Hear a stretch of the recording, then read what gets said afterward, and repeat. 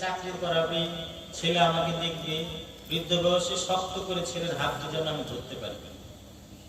ছেলেও আমাকে খুব ভালোবাসে, আমার হাতটি শক্ত করে ধরে, জগতের নিয়ম। কিন্তু যখন আস্তে আস্তে সংসারের মধ্যে থেকে আমার চাওয়া পাওয়া সম্পূর্ণ শেষ, আমি আর সংসার কিছু দিতে পারছি না, কোনো কিছু করতে পারছি না, আশ্চর্যের বিষয়কে জানিয়ে নেই আমার হাতটি ছেলেটা আর পছন্দ করে না, ধরতে আর ভালোবাসে না, আর ধরতে চায় না। তখন এই হাতটি আমি কি ধরবো তাকে? মহাজন বললেন, সময় থাকতে মায়ারূপী জগতে মায়ারূপী জীবের হস্ত আকর্ষণ না করে গুরু কৃপা ফলে একবার যদি কৃষ্ণরূপী গোবিন্দের হস্ত আকর্ষণ করতে পারতাম, যে ধন আকর্ষণ করলে জীবের পড়ার ভয় থাকে না, মরার ভয় থাকে না, যে ধন লাভ করলে জীবের কামনা বাসনা সকল কিছু দূরীকৃত হয়, সেই কৃষ্ণ ধন যদি একবার কোনো ভক্ত লাভ করতে পারে, জগতে তার চাইবা, তার পাওয়ার আর কোনো কিছুই নেই। গুরু কৃপা ফলে একদিন গোবিন্দ যদি আমার হস্ত আকর্ষণ করতে পারত, তাহলে ভগবানের সম্মুখে নববিধা ভক্তির মধ্যে সবার লাস্ট আত্মনিবেদন, গোবিন্দের নিকটে আত্মনিবেদন করতে হবে। ভগবানকে সকল কর্ম জগতে যা কিছু সকল কিছু অর্পণ করতে হবে।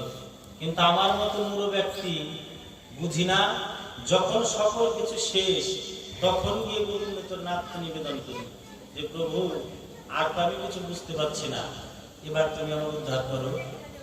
লাস্ট শেষে এসে আর সেই বৃদ্ধরূপী মানবকে দর্শন করে, বৃদ্ধাকে দর্শন করে দেবর্ষিবাদ বলছে, প্রভু তোমার লীলা বোঝা ভার, আমি তো বুঝতে পারছি না, এই গাভী বিনা তার জীবন অতিবাহিত হবে কিভাবে?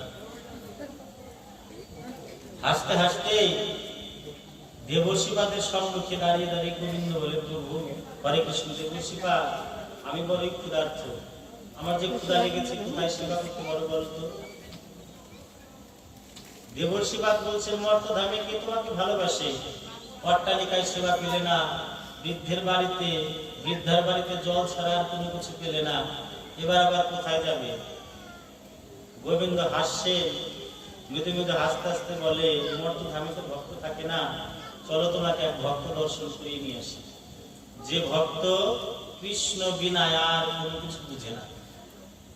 এমন ভক্ত আবার এই মর্তভূমি হয় নাকি? না, তুমি বলেন হয়, চলো তার কাছে নিয়ে যায়। কর্ণকুটিরের সম্মুখে একটি উপস্থিত হয়ে দেখে